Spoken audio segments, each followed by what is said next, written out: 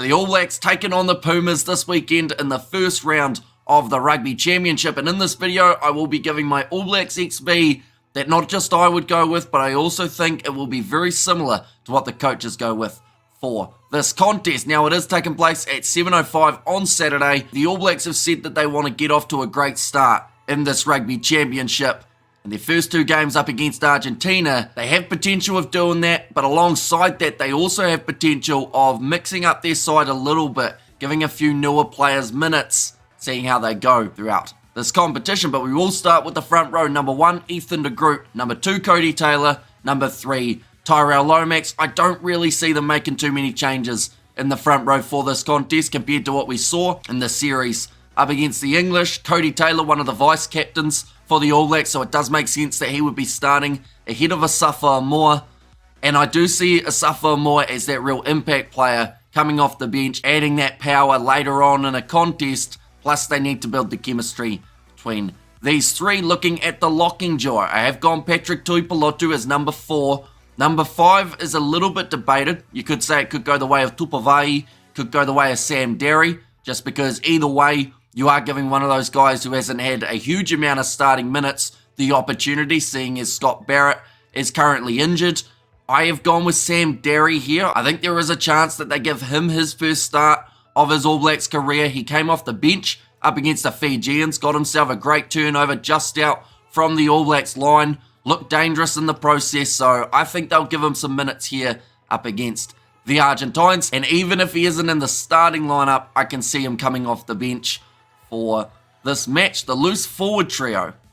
This is where it gets a little bit more tricky to know what Scott Robertson and his team will be thinking in terms of these loose forwards, because they have got some very good options. Number 6, at the moment, it's between Samipeni Finau and Luke Jacobson.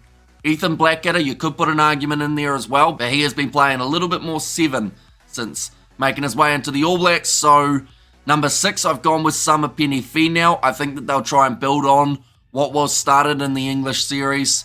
He didn't have his best performances throughout those games, but in Super Rugby Pacific, we have seen him really step up, and up against South Africa, just the frame that he offers, I think could be extremely dangerous if he is in form. Luke Jacobson, I could easily see them going with him in this game. I feel like we didn't get to see a huge amount of him up against the Fijians, but that's more so because the All Blacks were on attack so much, so we never really got to see Jacobson fully get into the game.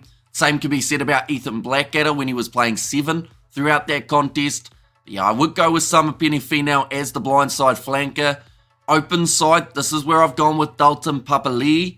Now, they may even consider starting Sam Cane, but I do think we're more than likely going to see Sam Cane making his way off the bench in this game. And then maybe if he plays well off the bench, that is when we see him start the second test match up against Argentina that is taking place next week. But for now, I think because Papali'i played both games up against the English in the starting side, it would make sense to once again give him some more starting minutes here up against Argentina, build his confidence heading into those two South African games. Number 8, I want to say this one is debatable, but I don't think it is.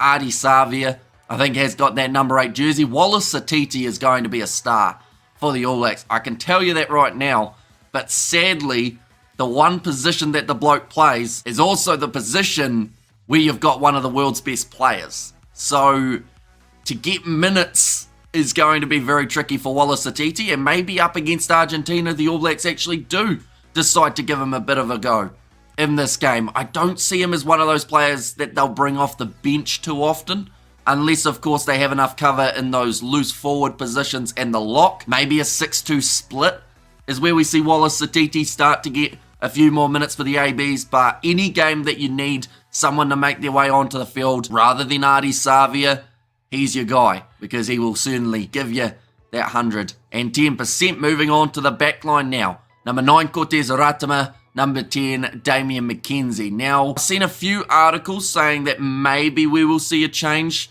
at number 10 for this game. I just don't see the All Blacks doing it. I feel like Damian McKenzie, if he is the fly half that they're trying to build, then he will be starting in this contest. I did see that Harry Plummer was brought into the squad, though, as injury cover, but I don't see them starting him.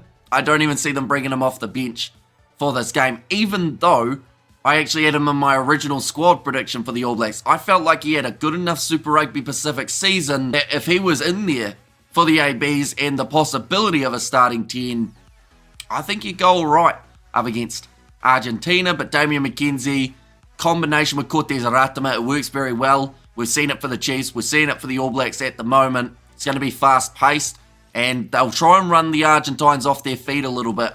I would say this All Blacks backline. Use that physicality of their forwards, and then the backline run rampage with plenty of pace. Try and make it similar to what it was for the World Cup semi-final. Now we move into the centres. Number 12, Jordie Barrett. Number 13, this is where I hope that they also will go with Billy Proctor. Not much against Rieko Ioane, but if you're looking at form, Billy Proctor has certainly had the better Super Rugby Pacific. He also had a very solid game up against the Fijians on All Blacks debut. Now, you could say that game at times was a little bit one-sided, so maybe that is why Proctor did look extremely strong, but I don't think that's the case. I think he's just been consistently getting better and better throughout the season, and then when he was finally given a shot, he made the most of it, which is exactly what you want to see as a coach, which is exactly why I would love to see them give him a shot here and say, we're going to reward you for that form that you've had throughout Super Rugby.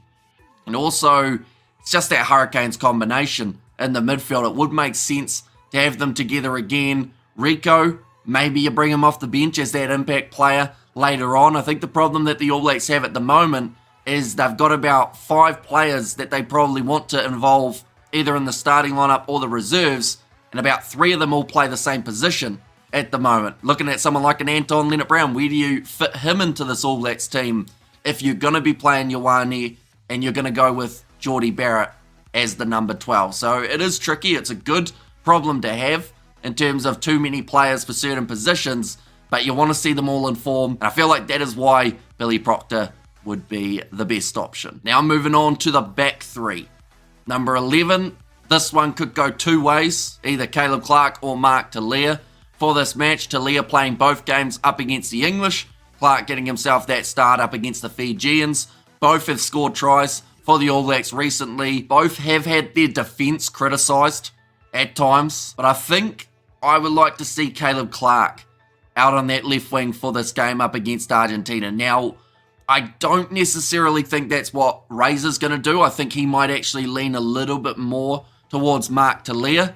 But either way, I think you're going to get a guy who's dynamic on attack and can offer a lot when it comes to ball in hand. And if New Zealand play their cards right, they should have quite a bit of possession up against Argentina. So perhaps whoever it is does have a bit of a field day out on that left wing. On the right wing, this is where I have got Sevu Reece as the starting 14.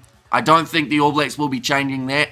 He's had a great season for the Crusaders, one of the standouts in a struggling Satyrs side, and then we saw him step up against the English. Some great moments throughout that first test.